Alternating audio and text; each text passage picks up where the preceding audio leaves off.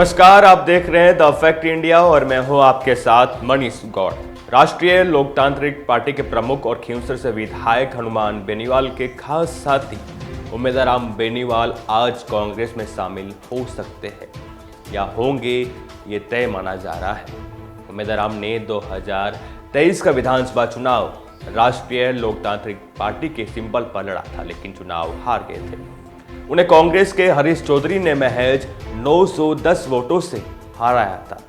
कांग्रेस और आरएलपी के गठबंधन की चर्चाओं के बीच राजस्थान की राजनीति की ये बड़ी खबर है। कहा जा रहा है कि उम्मेदराम बेनीवाल को बाड़मेर से चुनाव लड़वाया जा सकता है। उम्मेदराम बेनीवाल राष्ट्रीय लोकतांत्रिक पार्टी का प्रमुख चेहरों में से एक माने जाते हैं।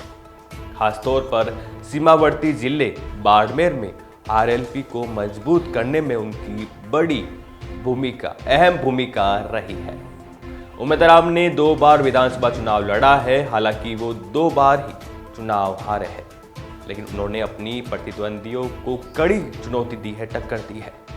2018 के विधानसभा चुनाव में वो कांग्रेस के हरीश चौधरी से 13,803 वोटों से हारे थे, लेकिन 2023 में उन्होंने कांग्रेस के हरीश चौधरी को कड़ी टक्कर दी।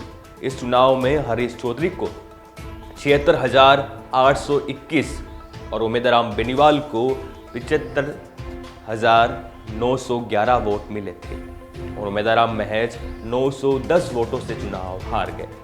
भाजपा के उम्मीदवार तो यहां तीसरे नंबर पर रहे। पिछले किसान आंदोलन के समय हनुमान बेनीवाल भाजपा के साथ यानी कि एनडीए के साथ गठबंधन से अलग हो चुके थे। उसके बाद चर्चा थी कि विधानसभा चुनाव में बेनीवाल और कांग्रेस का गठबंधन हो सकता है, लेकिन ऐसा नहीं हुआ।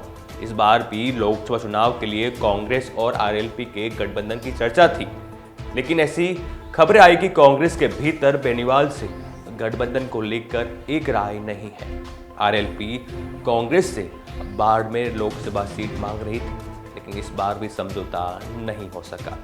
ऐसी भी खबरें थी कि कांग्रेस के मजबूत जाट नेता सीधे तौर पर आरएलपी से गठबंधन नहीं करना चाहते थे, जिनमें आप मान लीजिए गोविंद सिंह डोटासरा एक थे।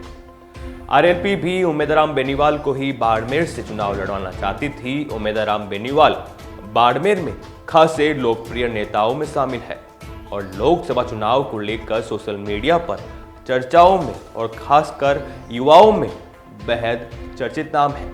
ऐसे में बाड़मेर लोकसभा सीट से भाजपा ने पहले ही केंद्रीय कृषि एवं किसान कल्याण राज्य मंत्री कैलाश चौधरी को फिर से उम्मीदवार बनाया है। उनके उम्मीदवार बनाए जाने के बाद बाड़मेर जिले की सीव विधानसभा सीट से निर्दलीय विधायक रविंद्र सिंह भाटी भी निर्दलीय ताल ठोक रहे हैं। भाटी को भी जबरदस्त समर्थन मिल रहा है जनता का।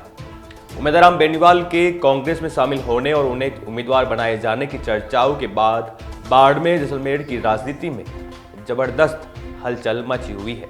ऐसे में इस बार इस लोकसभा सीट से बेहद रोचक मुकाबला देखने को मिल सकता है। आपकी इस खबर पर क्या राय है, हमें कमेंट कर जरूर बताएं और ऐसी तमाम खबरों के लिए बने रहिए द फैक्ट इंडिया के साथ। नमस्कार।